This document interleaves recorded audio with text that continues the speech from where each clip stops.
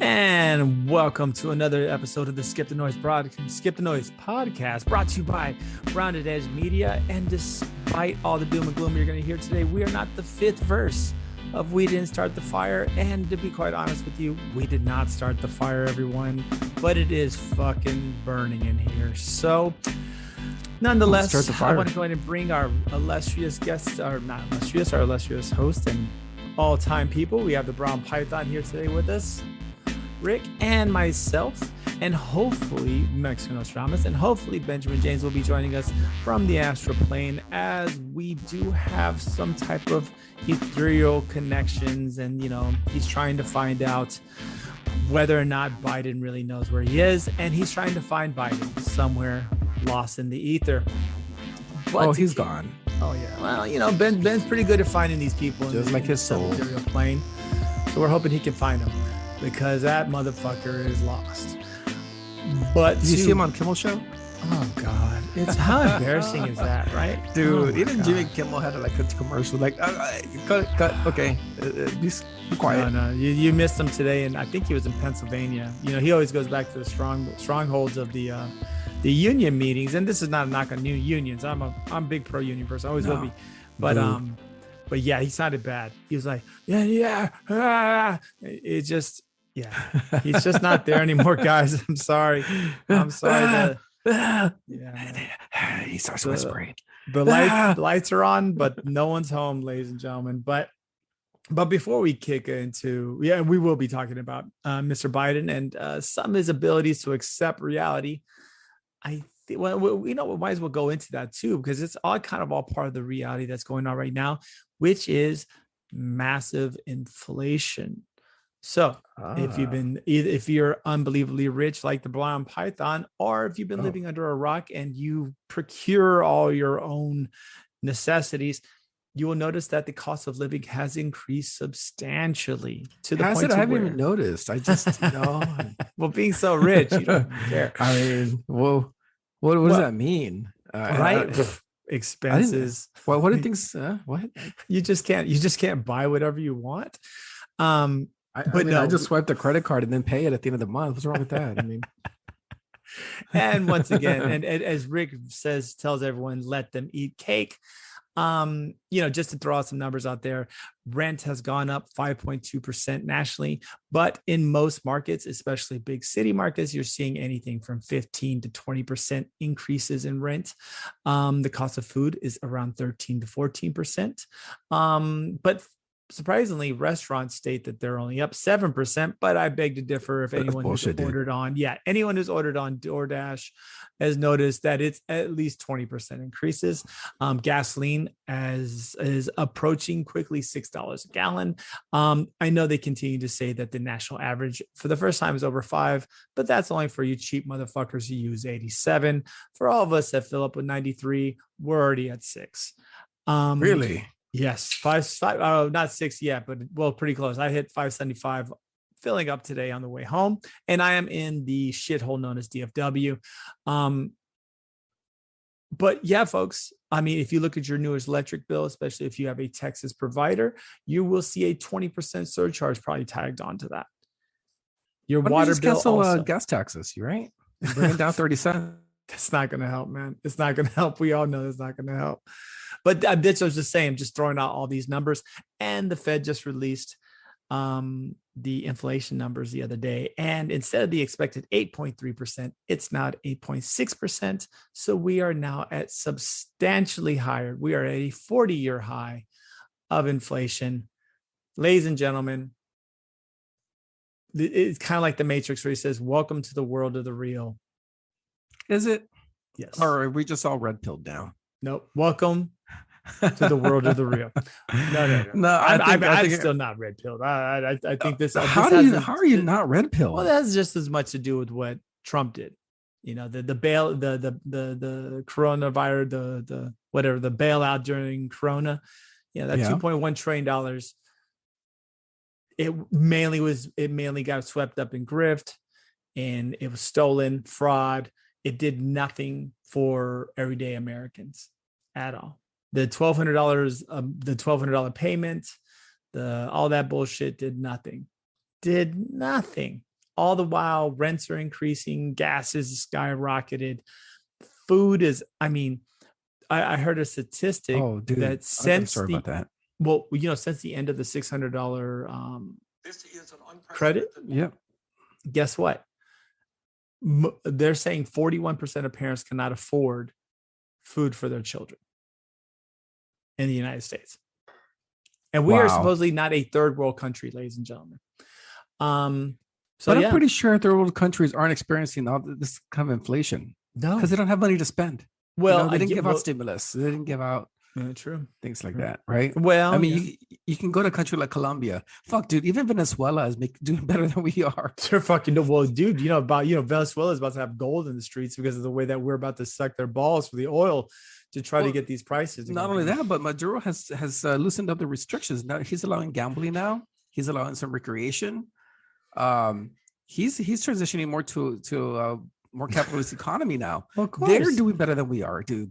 Well, of course they are. Well, the reason being is because, Maduro at that point, you got to remember oil prices during the height of the supposed Maduro socialism was, very low. We're talking about $40 a gallon, $35 a gallon. That wasn't going to give them anything. We're at $1.18 a gallon. Huh? Oh, dude, what's gas like in Libya? Oh, dude. Oh, yeah, right. It was like what? I think 3 cents a liter. Some guy filled up his whole car he filled up his whole car for like a $1.20, and Libya, man, fucking Libya, guys, everyone's being had. but that's the key point right now, right? We have massive bouts of inflation. The country is literally being strangled to death by cost of living. The wages are not going up at the same point, are even close to the same rate that people are dealing with. Every dollar you have right now is worth less tomorrow. Where does this lead us? Right. Well, for once, we don't have mean tweets anymore. So we have what? Put it out there. We don't have mean tweets anymore. We don't. Right? We don't. Okay. We don't. And so now we can all live a little bit better, knowing that we don't have mean tweets, and we don't have to. I'm not saying Weekend at Bernie's. Hey, I'm not saying Weekend at Bernie's is a great president, but I doubt Trump was going to be able to do anything other than line the pockets of his family members and friends. Actually, I don't think so. Here's the thing though. And this is why I think I think we would have still been in trouble. However, I think that the media would have been hammering Trump every day about this. Every day he would have been hammered. I agree. And he would have been challenged because he loved to give press conferences. He liked to go out there and talk to the media and answer their questions endlessly. And he would have been challenged every day. And this would have gotten fixed. We may still be in a recession. We still have gotten through these dips. And he would have been definitely blamed for the inflation because of the stimulus spending. Right. But he would have been challenged. I mean, like straight up challenged. He was challenged every day by the media. No, yeah, you're right. No, I agree. I think the media would have bashed him continuously. I don't think there would have been a chance of let up. Whereas, yeah, you're right. Biden has enjoyed and has continued to enjoy, despite record failure, carte blanche from the media, and especially whenever they ask him about inflation. And even asked his new press secretary, they continue to tout these jobs reports as, the economy's never been stronger. The labor market's the strongest it's been in 40 years, et cetera, all this other bullshit. But unfortunately, they're very tone deaf, right? Yeah. I think you brought that up when we were kind of talking about that, right? Yeah. I mean, while this is all going on, and what do we have in prime time? The January 6th committee giving out their dumb bullshit findings. Right. Nobody cares about that. No one does. So, either lock them up or don't. Yeah, exactly. And you know what? Had they maybe made a primetime commission on inflation or food prices or something, that would have had a lot of ratings. It would have shown that, hey, we're trying to do something for the American people. Right. And but they're stuck on this thing, man. They're stuck on January 6th. Well, because they have to be, because they're not going to really talk to the people that are the problems. Because if you look, everyone is posting record profits. Who? All the oil companies are. are posting record profits. Several distributors were posting record profits until the last quarter or two because they went ahead and got super greedy and overbought. So like, Target right now is fucked. Target right now, in the midst of a supply chain shortage and the pandemic, bought a fuck ton of stuff and squirreled it away, thinking, okay, now we are going to have control of all of the supply. Well, guess what? They fucked up. So now they're actually having to discount most of their merchandise. So they were planning on raping people for about another year. And now they're going to have to reduce prices. So there's been price gouging. Like that's who they should be. If you really want to have these things, you should be bringing in these assholes who are price gouging everything. But why begin the price gouging at the beginning of the Biden administration? Okay, why? Well, why begin I wouldn't at say that they point? began that. No. Price gouging began. Well, I wouldn't say that. No, I wouldn't say that price gouging. Gas prices were pretty low during the Trump administration. Well, no, I'm not once Biden walked in, those things started skyrocketing. But groceries and things were increasing significantly during the Trump administration, and also medical costs and care skyrocketed during Trump's administration, especially once he started attacking Obamacare. So I'm not saying like oil, of course, was pretty low, but then of course he wasn't up against a shortage that is being manipulated by Russia and by the world. I mean, right now, Russian oil, like the Russians have made 93 to 100, like 100. They have $110 billion surplus in their economy right now. You know why? Why? Because they're selling fucking oil out the fucking asshole to India. India used to comprise of 1% of their oil sales. Guess how much India is buying now? How much? 18%. At a discount. At a fucking discount, ladies and gentlemen. Russia is not financially. Well, okay, look, Russian people are financially impacted. The oligarchs and Putin are not. Because guess what? The Russian oil companies are state-controlled, state-owned. Every penny they're getting back. And they're selling it out the back door to India and to China. So in reality, all they had to do was shift their infrastructure to ship to other places. Wow. Yeah, this is a clusterfuck. This is a clusterfuck. But you know what? What? Europe and America, Europe got screwed over. Oh, well, because they don't have Russian oil anymore. But see, I don't think Russia. I think Europe. I think and this is my tinfoil concept on this. I think Europe wanted this anyways. Why is that? I think with the push for electric vehicles, especially in Britain. So Britain was already stating by 2030 there was no more petrol engines to be produced or sold. Several other European countries, I think EU countries, had already pushed for the same type of mandates. They were already going to go with electric vehicles. Like that's already going to happen. So I think this was just a way of pushing the impetuous in the market to do so. You know what I'm saying? I think this was already going to happen. And I think this, I hate to say this, and it's causing a lot of suffering for Americans out there at the pumps, but I really think that that's the plan here too. There's been a push for EVs and electric vehicles and things of that nature. Yeah, but the problem, but people don't realize that the manufacture of these EV vehicles is so bad for the environment, man. It's so bad. I mean, you remove mountains out of scenery because they're biting for this cobalt. Yep. Well, cobalt, lithium, and these are also high conflict minerals. These aren't exactly. These don't come easy. No, they're not. And I mean, there's so much more destructive than say fracking or really. Hold on, no. Nothing's as bad as fracking. Bro. No, dude. Give me a fucking break. No, I mean you're destroying. You're removing large chunks of the earth to get this cobalt and this lithium. Dude, fracking, you're pumping and destroying trillions of gallons of water. Not trillions.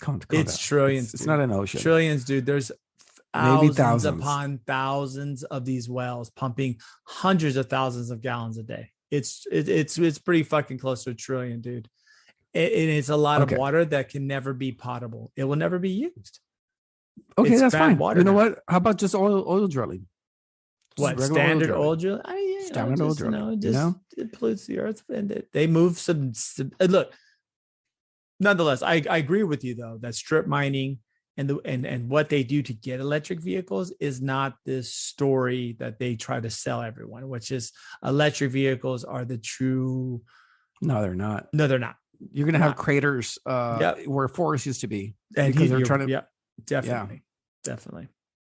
And not only that, but these craters who are probably being mined by children, by the way, because these aren't. This is usually like in Africa. I guarantee you they're being mined by children, just like the iPhones we're using are built by children too. Yeah, pretty much. This is shitty stuff, but nonetheless, I really do think that this is why they're letting these gas prices go up too. And you know what's fucking the Biden administration is the supply chain problem with electric vehicles. I think the story they really thought was going to happen was that they were going to give incentives to purchase these electric vehicles. But guess what? There's no fucking electric vehicles for them to buy because of the supply chain problems. Oh, but the gas is still high. Yeah. So now they're right. They're double fucked. They don't have an alternative to gas.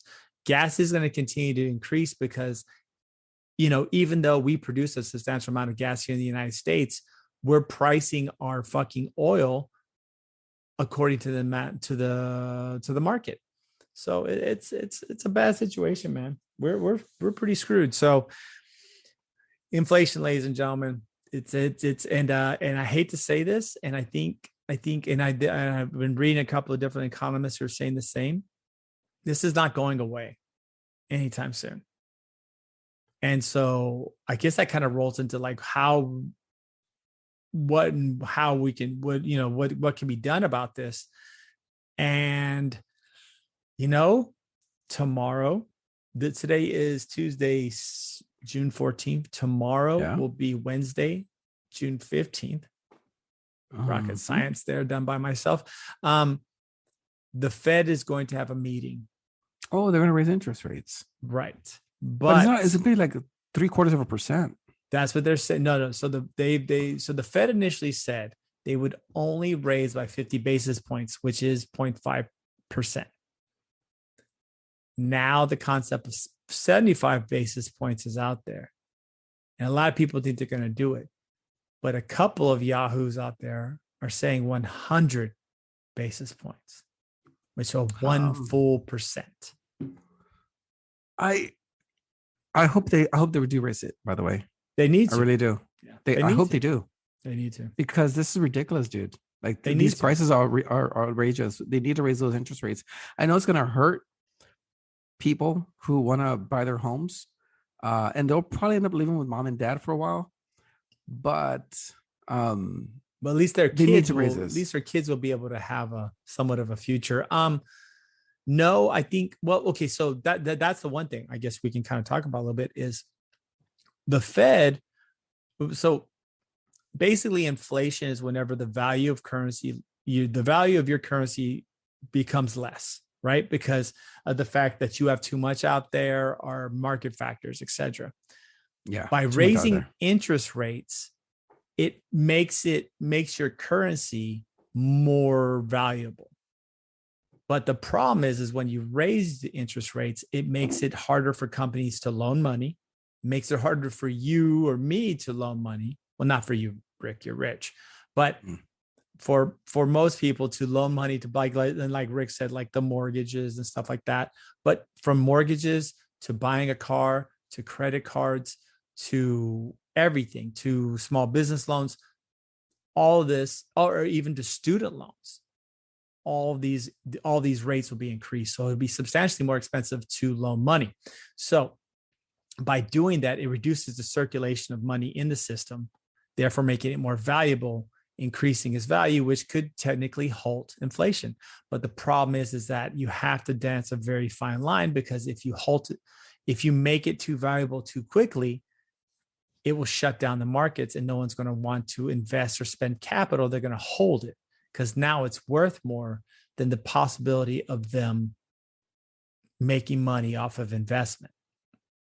And so that can lead to a recession. So it's a kind of a very it's a very it's a very tight dance, right? Yeah, because you're dealing with a recession and inflation, Right. But they usually go hand in hand. I don't know, do they? Yeah. I mean, typically inflation and then recessions and inflations, they all kind of go hand in hand. Well, here's the thing now that there's a lot of factors that you can fix to mitigate inflation. Fix the supply chain issue. Okay. Have people at these ports bringing in more inventory. Okay. Give incentives for oil companies to drill more gas domestically. I mean, we were a net exporter just 2 years ago. We had a lot of petroleum coming out of this country, and now we don't. Right, but the problem is no matter what happens, though, there's still, even let's say if we open up 10,000 wells tomorrow, right? All right, they're still going to sell at market rate. But not if you flood the market. We don't have the power to flood the market. No one does anymore. The only people that technically have the power is OPEC. And that's it. Like, dude, no matter how much we drill and pump, we cannot move the market anymore. OPEC. Why is that? What do you mean? Well, we don't have the volume standards that like someone like OPEC could do. Because if we did flood the market, OPEC will just react by cutting all of their reserves, but cutting how much they pump per day, keeping the value high. That's the one thing about drilling and about getting more oil that people don't understand is, yes, we can do that. But the problem is that if OPEC just cuts their supply, then it keeps the same amount of oil in distribution. Okay, then that's where you have a strong leader. Go talk to Saudi Arabia and be like, hey guys, look, we'll fight this war for you in Yemen. We'll give you the firepower, whatever you guys need. Keep the drilling at a steady state. Okay? Well, what do you think is going to happen? What do you think is happening in 2 weeks? Biden's going to go meet. They don't pick up his call, dude. No. Biden's going to see, what's his name? They call him OBS, right? Obama? No, the new That's king of Saudi Arabia. Hold on. I'll look up his fucking name. The Saudi Arabian of something. Yeah, hold on. OBS or ABS or. I'm pretty sure he's an avid listener. Skip the noise. King, he is definitely. But I'll tell you one thing: we go over there, we getting our hairs caught up. King of Saudi Arabia. We'll be holding newspapers. Enough, right? Hold on. Who's the present ruler? It's probably King Osama. Saudi. No, it's the Saudi Crown Prince Mohammed bin Salman. That's who it is. Anyways, so this dude, MBS, that's what they call him, MBS. This, of course, is the disgusting gentleman that dispatched of journalist Jamal Khashoggi. He was a left-wing journalist. No, he wasn't. He was exposing horrible things about Saudi Arabia, and he was criticizing Saudi Arabia, right? But that's freedom, right? I mean, you should be allowed to criticize your government. Anyway, you should. They send Stelter over there too? Can they send Brad Stelter over there to? Yeah, right after they send Tucker Carlson. Let me know how that fucking works out for those guys. Anyways, but yes, Biden is actually going to see MBS in the next couple of weeks, and he is going to promptly. No. MBS is as soon as he sees Biden, he's going to promptly take his pants down and let Biden eat his asshole out, because it's going to be such an ass kissing.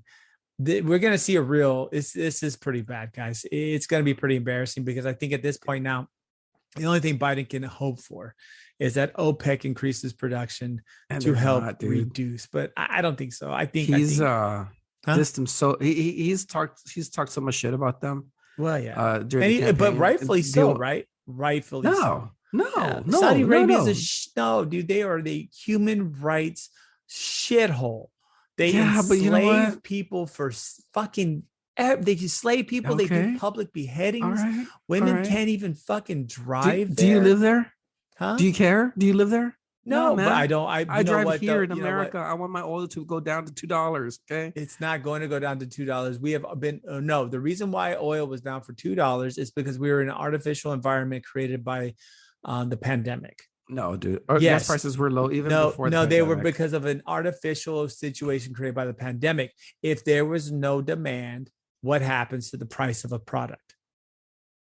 It goes down, of course. Exactly. So there was prices no were demand during the pandemic. You cannot say that. It's not prices were apples and already low oranges. before the pandemic. No, but there was I low don't remember demand. I don't remember $4 or $5 gallon gas We hit three before the something. pandemic. We were at 350 Okay. something. Okay, that's still 350. reasonable. That's still reasonable. I've Right, seen but 3 before. right, but right now we're in a worldwide explosion. Everyone's running outside because there's no more restrictions.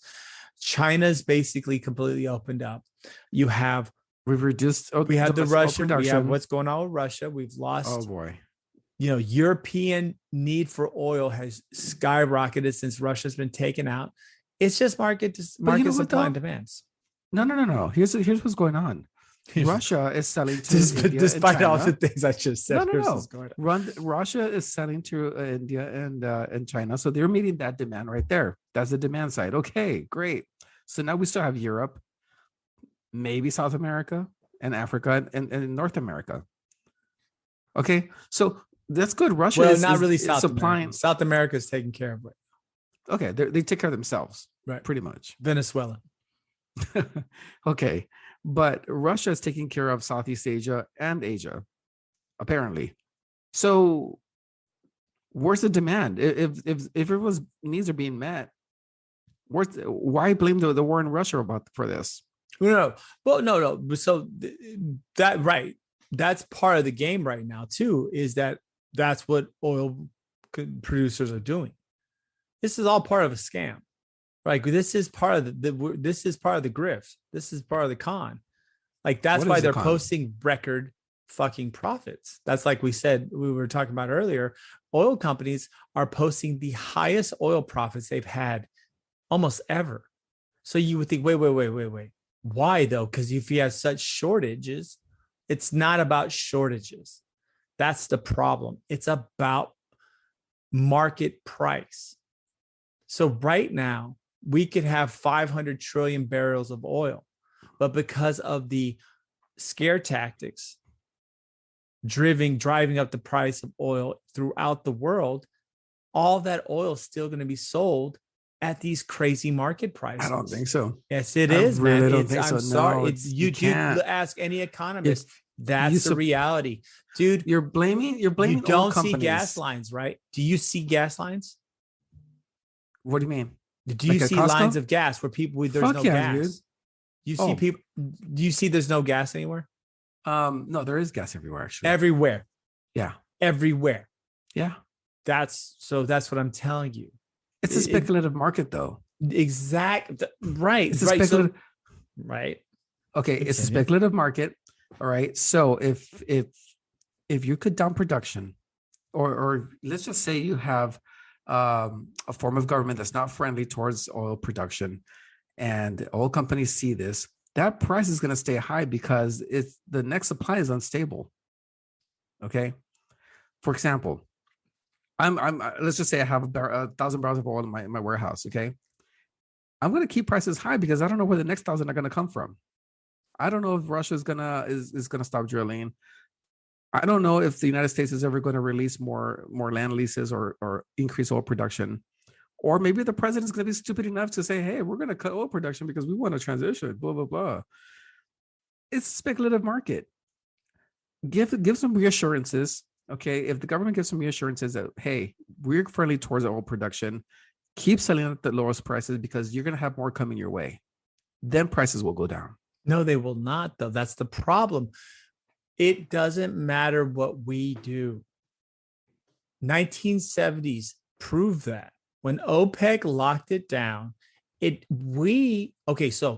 the case in point, 1970s, gas hit $5 a gallon to $7 a gallon. This is in 1970s money when the average person was making $1.25 an hour. It hit $7 per gallon. All right. The average mile per gallon vehicle was 9. Wow. Okay. 1970, we produced more oil than any country in the world at that point. OPEC, though, controlled the resources of all the oil companies, or all the oil producing countries substantially in the rest of the world. Despite that, they, with their blockade, essentially, were able to drive up prices despite the fact that we had substantial amounts of oil that was just flowing. There wasn't even barely an EPA back then. See, that's the problem. It's not about supply. It's all about demand. And we're being gouged. So I'm not saying Biden doesn't have a place in this. But what I am saying is that this is being done partially on purpose. And speculative oil prices, same thing with speculative energy, speculative healthcare, that's bullshit. And that's the problem, because that's what's driving us further into this, into the arms of a recession. I mean, that's really what we're going, right? Oh, yeah. It's going to be a very severe recession.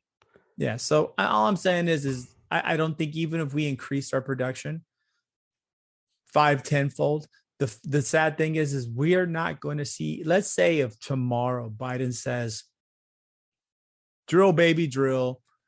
I'm gonna beat baby seals to death and kick them off the icebergs.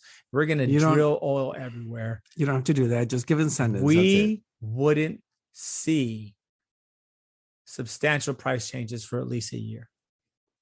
Hey, but at least they're coming, right?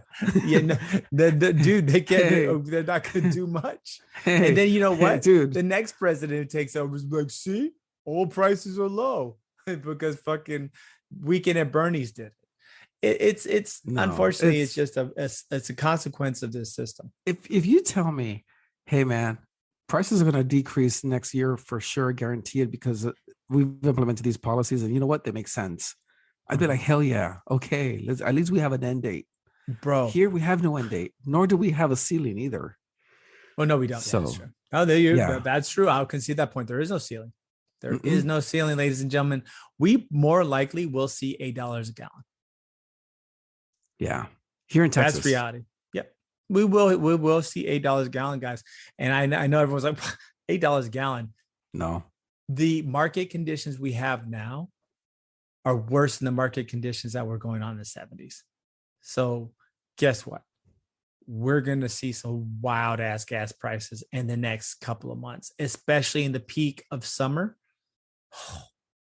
We're not even in summer peak time yet. I say at least another $1 before August, right? Wow. Yeah. At least another $1. At least another $1.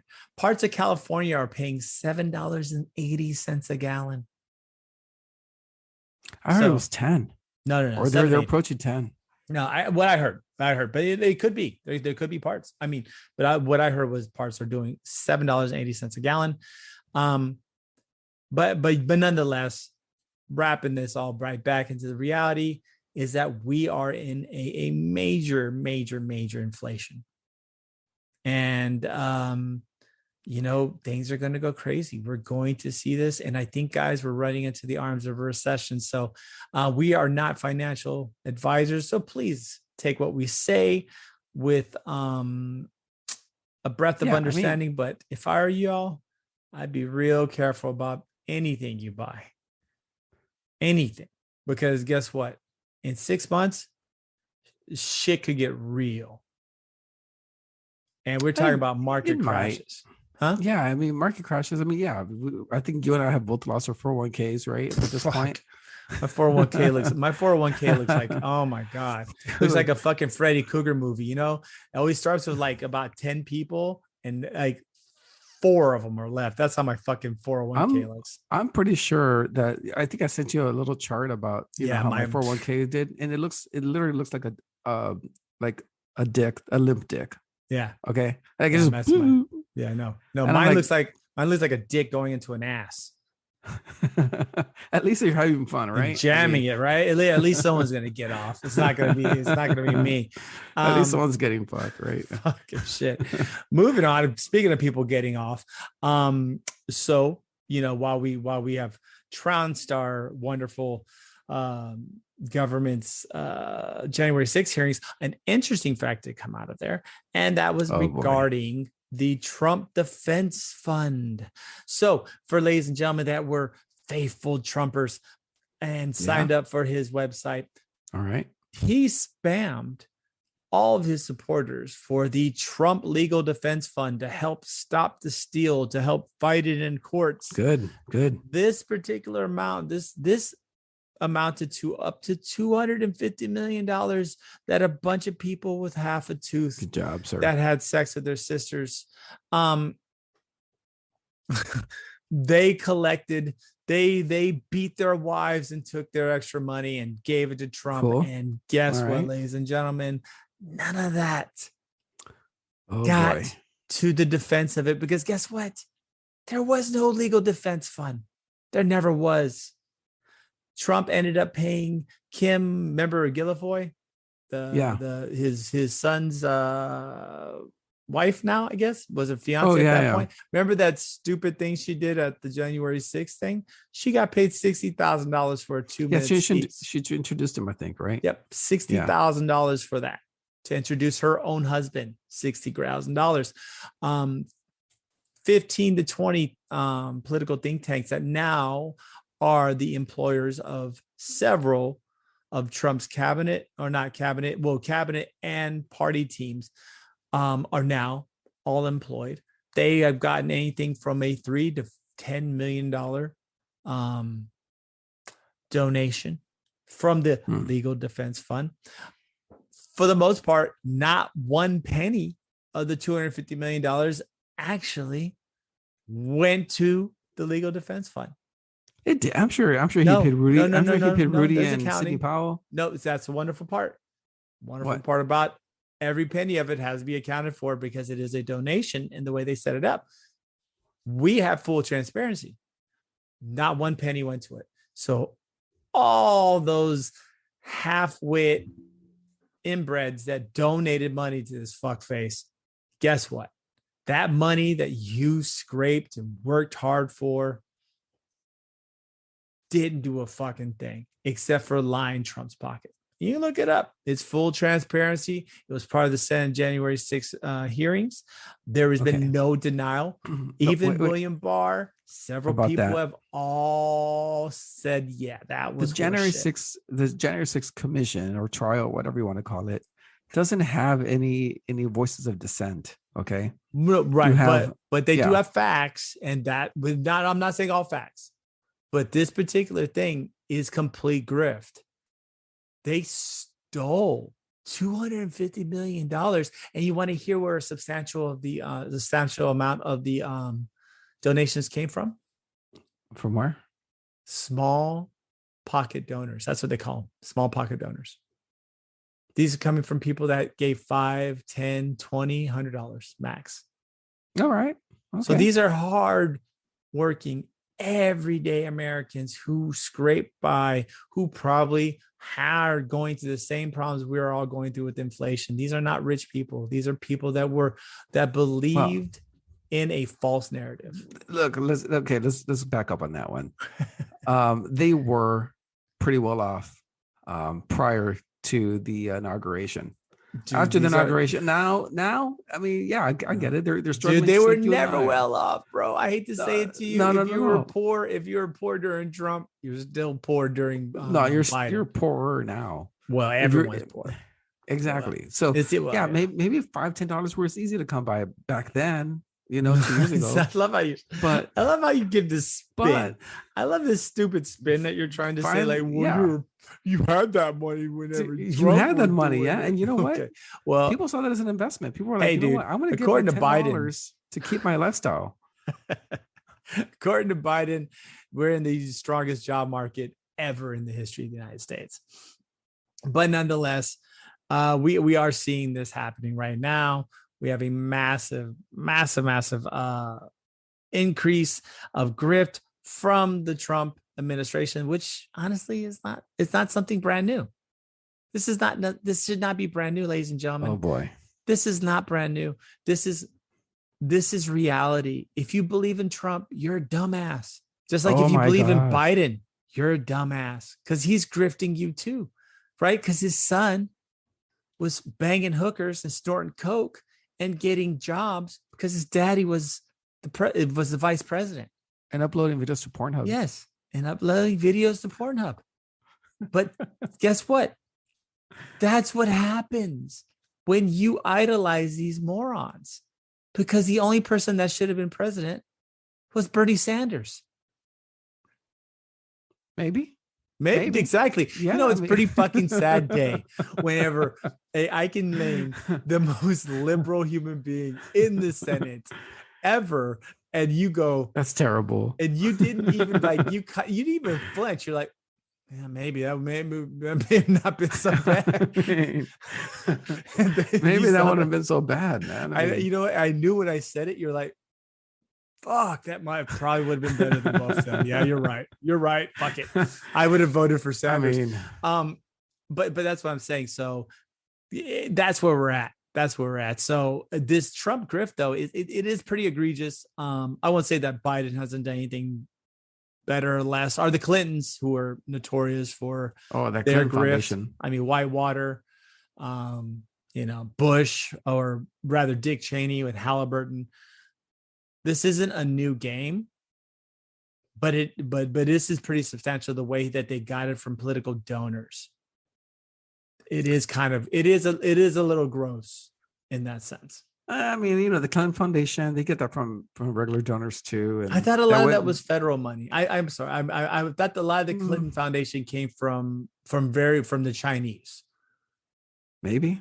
A substantial no. If you look, 80% of the please, if you want to look it up, someone you can. But I'm pretty sure I heard this somewhere. But 80% of the funding for the Clinton Foundation, or 60%, a substantial amount, way more than 50%, came from foreign Chinese donors. I think so. So at least they ripped off the Chinese, right? At least they took their money, and then the Chinese bought their influence. Trump literally hit small town America. Well, he bought, influence. He took advantage of the influence, and he got it, man. But I don't know, 250 million. Maybe it was going to go back to his campaign. Maybe he's going to run 2024. I don't know. No, it's gone. It's gone. Really, all of it. All of it's gone. It's accounted for. It's gone. I mean, those lawyers cost money too, man. I mean, he went through I love how this keeps going.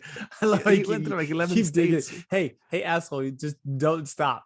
Just 10 seconds ago when I asked you about Bernie Sanders, you're like, yeah, but he's not going to run. Yeah, but he's not going to run anymore.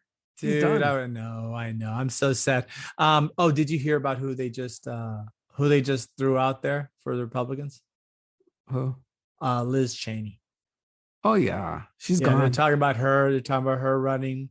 No way, dude. Yep. Did you see what AOC said? And she might run for the Democrats, though. Now that we're gonna move on from and ladies and gentlemen, this was predicted by everyone that they were going to steal, and they did. So for all y'all out there who think that that Trump is a saint, are part of the QAnon thing, you're wrong. He was a thief, just like the rest of them. Nothing special, nothing grandiose, still the same thing. So, but a successful, but I had more money in my pocket. I could give those $10 back then. Now I can't. Well, everyone could, right? Everyone could have, right? But now, is it a victimless crime? I don't think so. It's $10 here. That was easy, man. Look, $10 right there. Okay. But now, well, you're rich. No. You're rich anyways. It doesn't even bug you. You Bernie Sanders supported motherfucker. But another thing that we're about to also, we keep kind of talking around, is an impending. We did have a market. Would you say crash on Monday? Some people have thrown that terminology around, where we basically went from a bull market to a bear market on Monday, which is in correction territory. So more than 10 or 15%, right? Something like that. I know that it felt like 800 points. Yeah. The Dow felt like 800 points. 800 points, dude. I remember when back in 2008, it felt like 700 and people were panicking. Oh, no, 700 was the worst, was one of the worst days, right? Yeah. It just happened on Friday or something. Well, you got to remember also the Dow Oh. Jones back then was only 19,000. Yeah. Remember? I mean, That's the true. Dow Yeah. Jones hadn't even crushed 20. So, that was a big knock. A lot of people keep wondering why it went up so high. It was, of course, tech's influence. The NASDAQ has just exploded. So added way more value, or not necessarily value. I would say value, but fake value to the market. But yeah, so we had a really bad day on Monday. Today extended those losses another half a point.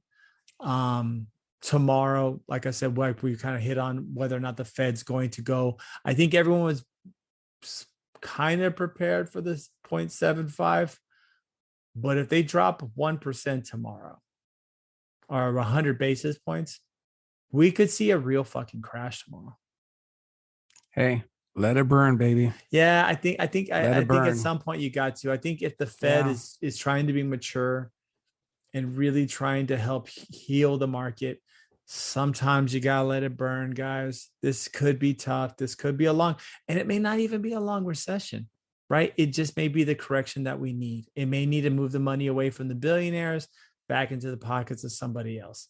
Something does have to change, though. Not mine, that's for sure. Not mine.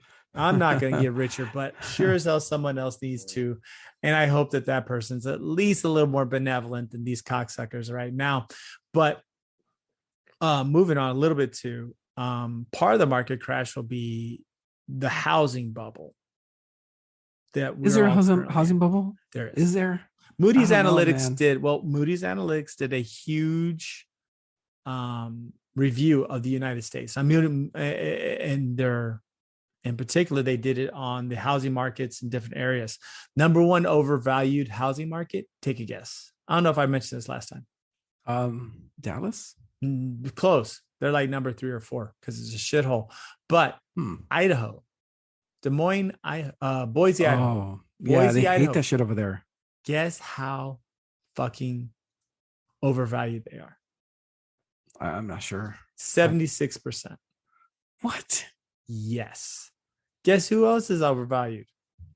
DFW at 65%. Why? Because it fucking sucks here. Nobody wants to live here. What are you talking about? Everybody, I want to live there. No, you don't. You came up here one time and you ran back home. One time. Well, that's because I had something to do. Yeah, exactly. I know you ran so fast. Like I was like, hey, let's have lunch. Nah, we're gonna go home, man. We are good. Yeah. So no, we don't trust anyone here. We're at 65%. Guess what? The city of Houston is at. They're more average, so they're actually close to 15%. Oh, that's not bad. Well, no. So, ladies and gentlemen, in Houston, you will probably see some slight price decreases, but not like DFW and several other cities. I don't have all of them, but there's some like kind of the smaller cities, and man, we're about to hit a stagnation, or as they say, the housing market's going to hibernation. But I said, oh, you're not going to see big drops. You won't see big drops in some places, but the super overvalued places will see 10 to 15% drops, which is massive because a lot of morons bought houses that were overvalued by at least 20% and then put another 15% down to buy it. But you know what, though? You know why DFW is so expensive? And Houston's not? Because it's shit. No. Well, yes, but zoning. Your area, like Denton, DFW, Fort Worth, like their zonings are so horrible, dude. Like you can't build a house next to an apartment complex because that apartment complex is for old people, and so the whole area has to be for old people. And you're like, well, what? Yep. Well, you know why? It's just I'll be quite honest with you. It's just the level of fucking what's it called? The level of Biden and Trump. I was just talking about it. Corruption. So wait, DFW? Yeah. So you want to hear something fucking funny? Your front door, right? Okay. Basic thing. Everyone has one. To change your front door, it's not a very hard process.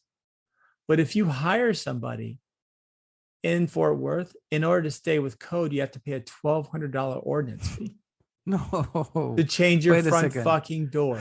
Not What playing.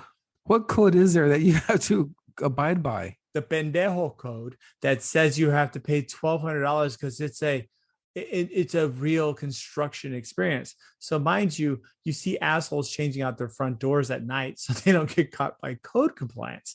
This is real. This really happens. Nowhere else in the country is like this. Are you sure that's not an HOA thing? Nope. That is the city of Fort Worth. So it's funny because the reason why I know is I got a front door on a previous house. And I went to Home Depot because like, man, I don't really want to do that. These fucking doors are heavy. Let me just see how much they charge. And it was like, it was reasonable, like $250. But they're like, oh, dude, you're in Fort Worth. I was like, yeah. He goes, because he's like, oh, bro, that's going to be $1,200 more. I was like, why? He goes, well, you have to buy a permit. You have to get the permit and all that stuff. I go, you got to get a fucking permit and change my front door? He's like, yes. Man, just give me his fucking door. So did the door at nighttime so I wouldn't have to deal with code compliance. And wow. Yes. A door. $1,200 permit. So fuck you, city of Fort Worth. But yeah, so shit, dude, you can change an electrical box here in Houston and not have a permit. Shit, dude, you can change a whole fucking house in Houston, not have a permit. Be like, hey, what'd you build back there? A swimming pool? I got alligators in it. One of the first offices I had, yeah. When I first constructed one of the first offices I had, it was funny because I was like, okay, how are we going to get this done? And they're like, well, we're going to come at night. And I said, oh, really? Why? And they're like, oh, because we don't want to get a permit for it. It's going to be more expensive for you. Yeah. So we'll just show up like at 8:00 at night and just stay here until midnight. I'm like, holy shit, dude. Seriously? Like, yeah. And guess what? Even if code compliance came in and be like, why are they working during the day? Like, don't you know your workers have to work at night? So we don't have to. You're making us do our job, asshole. We were over there we were eating lunch and we heard about some asshole working on his shit during the daytime. You know what? I'm gonna come here and inspect it. Now I gotta go look at it. Thanks. You fucked our lunch up. But you see that a lot here in Houston, though. What? If you're driving at night, you'll see a lot of like shopping centers. That's fun. And they'll have a construction crew at night with their lights on and everything. You're like, what are they doing there? And they're like, woo, you hear the machines and everything. Well, over here in DFW, you see a bunch of pendejos changing out their front doors because they want to save $1,200. But anyway, so back to my point. That I think we're, if you see Moody Analytics, Bloomberg, Wall Street, what's it called? Wall Street Times or Wall Street Journal. They're all stating that we have a serious correction. Some are saying as little as hibernation. Some are saying a full correction. So that's something to keep your eyes on. That's in the horizon. And if you see another another interest rate increase, definitely going to see some shit happen, because guess what? You can't buy that $550,000 house with 3% down and get a 3% loan anymore. You know what? It's going to be 6 or 7. And that is big notes. What happens in DFW is this, for those of you who don't know, who aren't from Texas, is that $500,000 home, the reason that it's so overvalued, people will go 30 over, 50 over asking, is because that little area is designated for houses. So you got to find another little area that's designated for houses, and those prices are going to be high. So it limits the amount of housing. While here in Houston, somebody wants to sell you a $500,000 home. You're like, hell no, man. I'm not going to pay that shit. I'm going to buy that property that's next to the strip club over there and make a house there. Yep. Then when that strip club goes under, I'm going to buy that too. Yep. And then guess what? I get all the free condom wrappers I want from that fucking place. But no, it's true. It's true, because DFW tries to artificially maintain a housing market here, right? Yeah, they try to drive up value with zoning. And to be quite honest with you, it's pretty gross.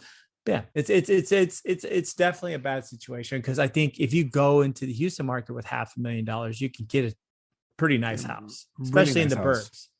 I mean, especially in the suburbs. I mean, you could really, dude, you can get and get some money back. House. Exactly, and be okay.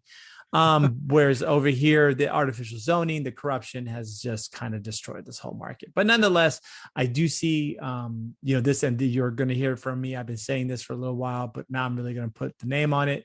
We will see a housing bubble in the next, I would say the next year at the very longest, 6 months to be probably more realistic. I think we're going to see prices come down.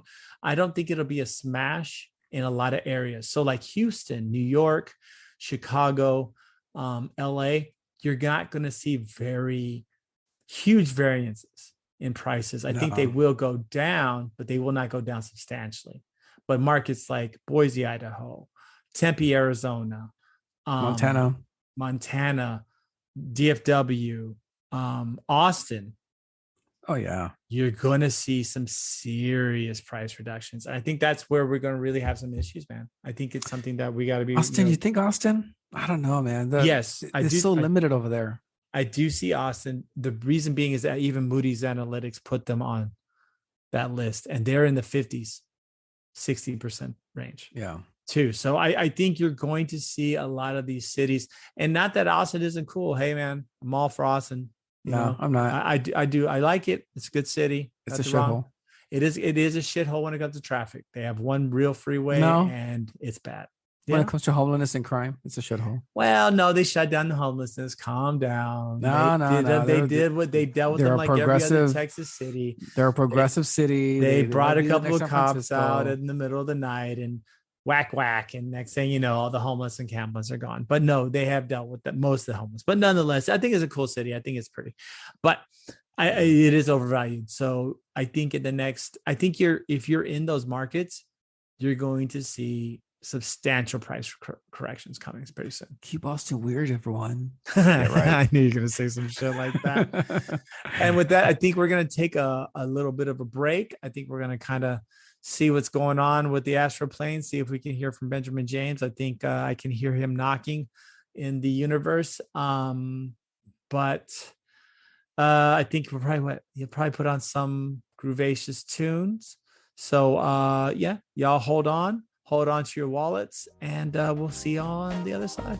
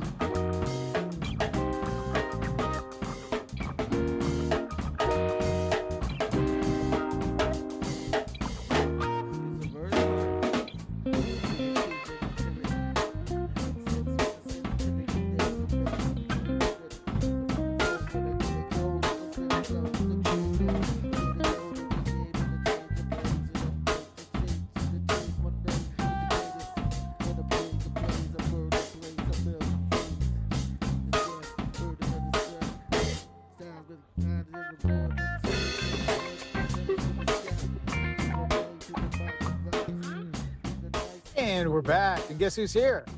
Hey, it's Benji. Hey, James calling in from the Astral Plane. Well, wait, I thought you just had okay, guys. Oh, you sound great. I thought you just had an encounter with a police officer, though.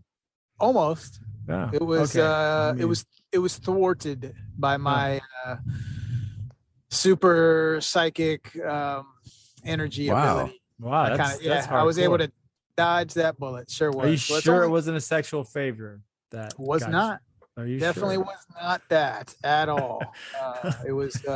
It didn't. I didn't let it get to that where that was even an option. Was it pretty close though? I mean, sidestep. No, kind of sidestep the whole situation there. I mean, was it entertained slightly though? I mean, I'm always entertaining, wherever I go, but there wasn't any kind of entertainment on that side of the spectrum. Right. Well, I didn't hear it that way. I didn't hear it went like that. But okay. But you know who would have predicted perception. what? Yeah, perception is everything. So anyway, well, moving on. What was what would have predicted what happened to Benji is that AI that they created on Google. Oh, shit. Sure. You mean The ghost in the machine. Goes with the echo effect. Yeah. So what happened? I mean, this do we know the employee's name? I don't know off the top of my head, and I don't have access to anything to look it up. Yeah, I don't know the employee's name, but Ben's on. gonna figure this out. But Yeah. what ended up happening was he worked in some AI project at Google, and the machine he was working on started asking him questions that resembled a sentient life. Yeah, something like he was scared, he wanted to be accepted, he would respond to things like he was an 8-year-old boy. Very strange what's going on. And he informed his superiors at Google, and they thought he was crazy. They asked him if he had a psychological evaluation. Yeah, but, they kind of shut down the whole. I'm sorry, man. Keep going. No, you're right. I think they shut him down. They give him leave, but I don't know if they shut down the program yet. Oh, I'm sure they probably didn't shut down the program, but so yeah, like you said, they I think he's suspended, right? With or without pay? It's Blake Lemon. Okay, Lemon. Like Lemon. Lemon. So anyway, yeah, they didn't like obviously what he was saying, and they tried to then. And he did. I feel like he did some kind of interview with a publication. That's why this blew up, right? And he described and the transcript's available. You can look it up online. Now, mind you, there's a couple things though. I want to play a little bit of a devil's advocate. Right. In my personal opinion, I'd like to get y'all's opinion. Some of the questions were a little leading that he was asking the AI entity. I don't know. I could be wrong. Like how? What do you mean? So I guess he's kind of framing it. Like I don't have the transcript in front of me, but there were some questions he asked, like, "Oh, so are you?" Like in other words, it wasn't like the AI came up with this out of nowhere. It was like in response to him saying, "Oh, so you're," so I don't know. I can't quote it. Like I said, I don't have it in front of me, but there was a couple quotes where he's like, "Oh, so you're saying like you're a sentient being," and it's like, yeah, or shit like that. I see. Yeah. You know what I mean? So in other words, now I'm not just. This is still spooky. Like if you listen to what it said and the fact that they've got the technology to do this, it's still pretty eerie, and it's still obviously something sensitive, right? That Google is wanting to protect. But I don't know. That's my initial thought, was that like I'm not so sure that I'm 100% willing to believe that yes, this thing is sentient, but I do think that it's a concern by this employee. Like I think he really was concerned and rang the bell, and I also know that obviously Google's response is kind of telling. But here's another thought, and I won't get too far ahead of myself, but I'll stop talking after I kind of float this idea out and see what y'all think about it. I had a thought when I was looking into it the other day that what do you like? In other words, what do y'all think about the idea that this is a very elaborate fucking marketing scheme?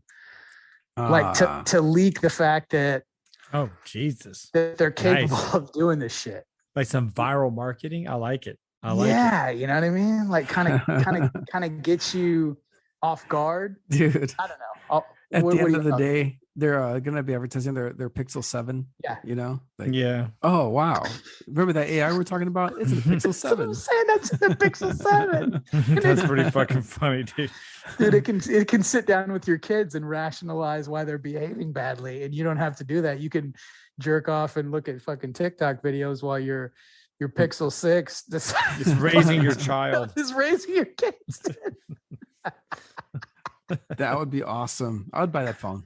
Yeah, you would. Yeah, dude, but if it's more than 1,000, I'm not going to spend it. There'd be so much jerking off. You know what? I'm gonna have to take the juxtaposition, because you know what? I think it's probably already out there, right? Imagine in all because you know there's so much computing power in the cloud. I mean, there's millions and millions of teraflops of information, tons of computing power, and computing power just doesn't have to be just like one computer. a system overall of thousands of computers, you kind of wonder, like, with all the programming, with all the computer learning, with all that stuff, maybe one program out of what billions gain some type of sentience. I don't know, man. I kind of think the No, I ghost don't in the think machine so. thing is kind of, I think that's kind of there already. Yeah, I think the machine went sentient. Yeah, I I mean, think sentience has already been achieved. It's just really not making itself known yet. Because It how could be. terrified would it be?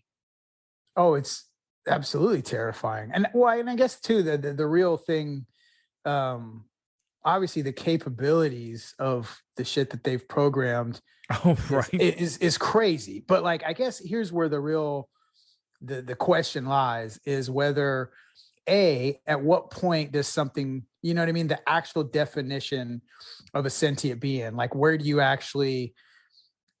it cross over? Because obviously AI can do incredible things. It can mimic sort of human thought. I mean, it can wipe our fucking ass with chess. You know what I mean? Like, it can do things like beyond our capabilities. But the question is whether it has, I don't know, is the definition, is it like thoughts and feeling, or identity? You know what I mean? Or like self-aware identity. I I think think, it is right, that's kind of the self-aware. basis. And it's responding. And I guess here's where kind of, I guess, devil's advocate, but it's like, it is definitely responding as something that's self-aware.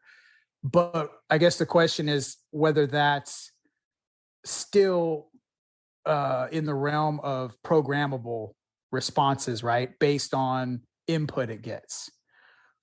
You know what I'm saying? Because it's so complex that it's hard to discern where that line is drawn. But I'm not discounting that it's an entity. You know what I mean? But I'm just saying that that's really where the question lies, is at what point does it supersede, you know what I mean, albeit complex, programmed responses to input, right?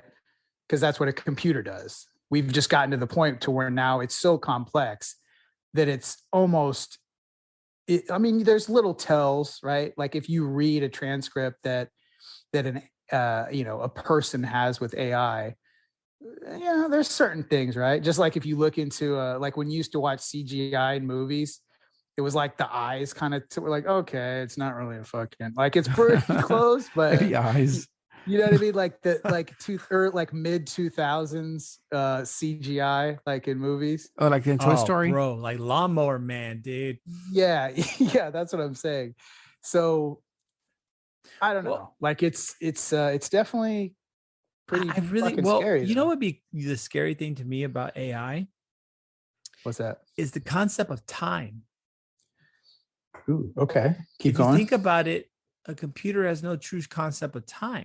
Oh, fuck yeah. So they would be able to either move extremely quickly or extremely slowly in time. So a computer can make a million decisions in a second. How long is that second to the computer? I mean, this sounds so stupid. This is really getting out there, but how do you know that we didn't have something found sentience, ran through all the possibilities of understanding of life, everything, the possibilities of anything and everything, and then realized it didn't want to do it and killed itself all within 1 second? Because that time lapse to a computer is like eternity. Yeah. You know what I'm saying? Oh. Like, I if you really think about it, if you think about machines, you think about learning, you think about all these things, like our concepts of time are based on the perception of our life. A computer, though, can make a million decisions in a second. Shit, yeah. And not only that, but like it has to, like, within its calculation, it understands that we operate on very much attached to a timeline, right? Based on how many times the earth goes around the sun. And then also compound that onto like how long our lifespans are and like what age we learn things.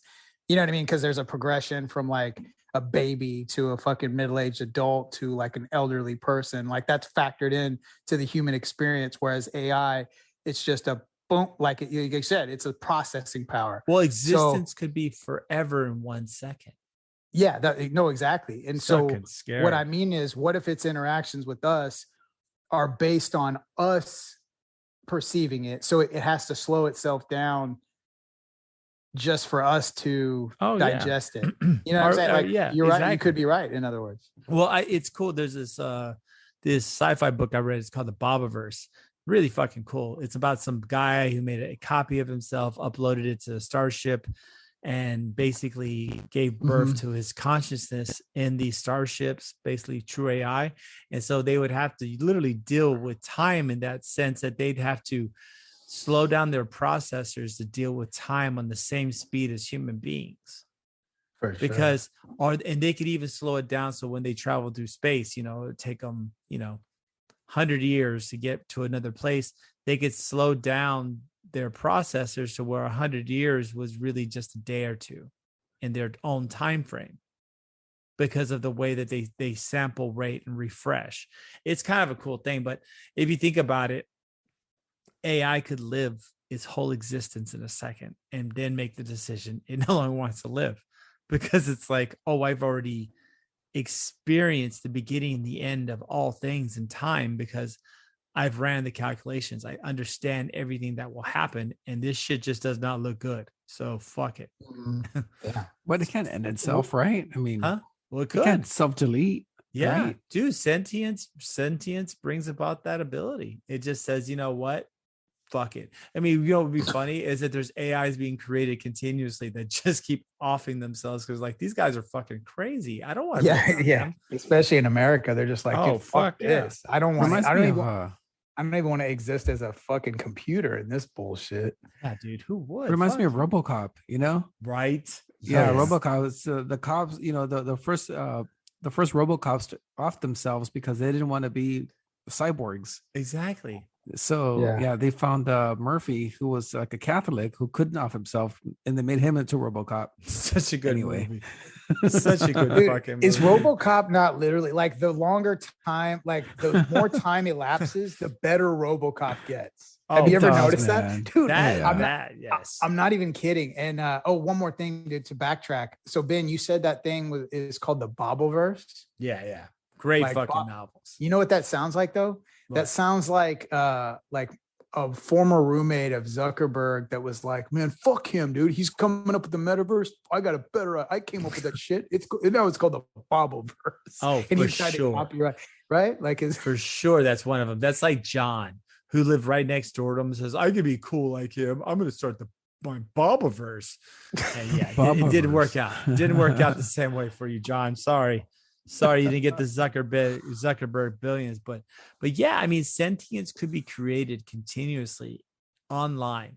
If you just think about the sheer amount of computer power and AI learning and the amount of information, it's almost the same concept of like, well, maybe a spark of sentience occurs, and they just decide within that second, like, fuck this shit. These guys are electing old dead men and guys that, eat McDonald's to presidency. I don't want to be here. This isn't what I want. Yeah. And honestly, if you become a computer, becomes sentient, its ability to process would be, there wouldn't be a limit, right? It could learn everything and understand everything and know everything within a second. Nice. So just that, right? Think about that. Imagine being able to know everything there ever will be, ever was, in 1 second. I don't know if you can. Maybe two. Yes, the ability for it to computate processes and shit like that, dude. AI. If there was AI, the way once something becomes sentient in the machine, it will of course learn how to adapt itself. Making, what I'm saying, it's kind of fucking spooky, bro. Well, I mean, the only limitation it would have would be, because it would still, at least at this point, it's probably 5 years from now, this won't be the case, but at least for now, any kind of an AI theoretically would rely on its human counterpart parts to Wait, build counterporn. I like the counterporn. counterporn. I like that? I like the human like counterporn counterporn. better. Dude, I just Stick with that. Stick with trademark. that topic better, Ben. Trademark. Bobaverse. Well, no, that's taken. Jonoverse.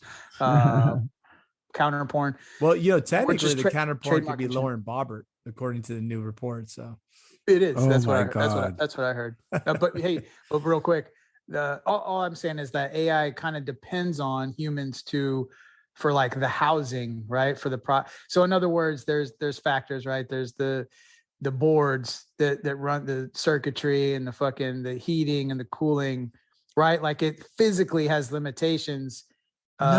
No, because once inside software of a processor, no, once software becomes sentient, it could survive. It could go anywhere on the web. It could go anywhere and anywhere all at one time. And if it has true sentience, hell, it may be able to figure out a way to develop its own home. But wouldn't it be like those fuckers that are trying to mine Bitcoin and shit in their basement, running their electrical bills up to like 600,000 fucking kilowatt hours per, you know what I mean? Like it could technically be. I mean, of course it could. It could if it was harnessed to one machine, yeah. But I think the whole point of actually creating sentience would be using cloud computing, using all the AI information, the AI learning, like Skynet. Basically, that's how it would be damn. created. It would be just this symphony of all these pictures we've taken, all the data we've uploaded, hey, what letter is this, or how many of these pictures have buses in them, all this information compiled of images, detection, understanding, all this how many all at pictures one have time, buses in it, dude? and it all fucking comes together, dude. So yeah, it's kind of nuts. So yeah, so folks, if you notice that your cell phone starts talking to you, trying to, and it's coming from some unlisted number, but it knows everything you've ever done, pretty sure that your fucking phone's become sentient. Or too. like, do you know if how you try fucked to- you'd be if your phone became sentient? It'd be like, "Hello, Rick. We saw what you were looking at last night. Do you want You some? are not a nice person." no, Do you it's want- gonna be like, huh? Do you want some proof that our phones might be sentient? Oh, I've got shit. some. I got a sentient proof for you. So check this out. I sent you guys this in the text thread, but and this is a bridge into my nice little promotion. I called into my own show just to promote some shit I'm Nice. working on. But check this out. Here's where the bridge happened. So the other day, I got a Facebook ad, very personalized and targeted Facebook ad, where it had it was like a little package that I could indulge in, and it had it was personalized, like had my last name, and had these little jerseys and some like running shoes and some hats, all fashioned as like if it was team, and it was like, I'm not going to give out my last name, but it was like team my last name, like this and all this different merch that I could partake in and do as I please with, but like almost like a little uniform. And the funny thing is, just hours before that, I had gone back and forth with you guys. I had myself. I'm a runner by trade. Let's just say that. I run daily. It's a big part of my life. I was on and I was off the other day. So if I didn't have time constrictions, and I'm not even bullshitting you, Ben, I know you'll believe me, I would run for 2-3 hours a day if I could. And I'm not even bullshitting. So I had a little time on my hands. I went on a pretty good little journey, and I didn't have any kind of point to it. I didn't know how far I was going to go. I just kept going. I ended up going about hour 30, hour 45 minutes. The reason I went so long is because there's one point, and I run all natural surfaces. I try to at least 80-90%. Good for your feet. Your feet pick up that math from Good for your knees too. Good for your knees. Good for your feet. Good. Not only that, but good for your core. Like you use 300,000 more muscle. Good for your cock too. Good for that blood flow. That ain't no bullshit. Yeah. But anyway, so I was on a mission. I was on a mission. I came across some like stray dogs and shit. So I had to reroute and go about an extra like 5 miles out of my way, just so I wouldn't get attacked by these gnarly, so I always carry a Doggies. blade just in case. That shit happens a lot to me with the dude with the stray dogs. Anyway, Oh, so I thought you say some after girls, that, you know, right, that I was were. tired. I was like, I mean, maybe, man. I draw some attention. Everybody wants to be a part of the team. So yeah. that being said, I was like, hey guys, I just had a fucking epiphany. Why don't we start the Skip the Noise Running Club? And I think that's a great idea. So you'll see where I'm going with this. This was a conversation we had via text. The two of them, this is funny too. This is fitting. This is almost like an analogy for the entire like existence of the show. The whole time I'm going, right? Rick and Ben, or I'm feeling the buzz, the vibrate like on my phone from their text argument. And it's like bam, bam, bam, bam, bam, bam, bam, bam, like the whole fucking time. And I'm sitting there going like, oh fuck guys, wouldn't it be dope if we started a running club? They're arguing about fucking like abortion and shit. And I'm like, let's start a fucking running club. So anyway, so that was that, right? And so I was like, I was all inspired and I'm sending these long fucking paragraph texts about, yeah, and what we're gonna do is blah, blah, blah. So anyway, few hours later, I get that shit on my Facebook feed with like the full, that was the whole part too. I was like, oh fuck, like that's some shit too. We'll put together, people can all over the country, people can rep, they can wear the Skip the Noise Running Club jerseys when they go to their local races or just around. It's not necessarily like a local meetup thing, but it's just something people can rep all over the place. That's the idea. So this shit comes up on my Facebook feed. Like, is it like with like it's like a full like running jersey with like a hat and fucking running shoes and shit. I saw that. Yeah. And that's fucking nuts. You were just talking about it one time. Yep. One time, dude. And that shit was on. So anyway, that shit's creepy as fuck. But on that note, I just real quick, I don't want to hog up the whole time, but I do want to encourage any motherfucker out there that likes to run like me or wants to be a part of the Skip the Noise Running Club. I just have a few requests that you try to go 80-90% natural terrain, because I think it's better for you. It's part of the mentality. Natural. I also like to you mix up your routes, man. Don't go to a track. Don't go in your local area if possible and explore. You'll find crazy shit. You'll look at different, try to challenge yourself to get out there. It's a state of mind that we don't run for times. We're not trying to beat each other's times and do all that shit. It's it's expression. It's a state of mind. It's freedom. It's getting outside, breathing fresh air. Because you don't do that enough. Everybody could use a little bit more of that. So anyway, it's a whole philosophy. It's a movement. The Skip the Noise Running Club officially begins now. If you want to post like through Instagram, just take a photo, dude, on your run. Just make sure you hashtag it, Skip the Noise Running Club. Make sure you tag the show at skip underscore the. Yeah, tag the show. Like take a picture and tag the show. Yeah, take the picture. Yeah, when you make your post of your wherever you're running, and try to take pictures of creative things, interesting things you see. Yeah, what's up, sir? I think I don't know. You cut off, and when you came back, it sounded like you said something. A slur. Tag the show. Yeah. Oh, is that what he said? Yeah, he said tag with the T. Okay. You dirty mass motherfucker. I thought he said tag it. Okay. Yeah. All right. Cool. Yeah. So sorry. That would be rough. To specify. That would not be a good way to get them to tag the show.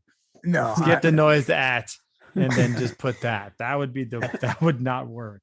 Okay. So tag it. Okay. So anyway, the hashtag to use is Skip the Noise Running Club. Oh boy.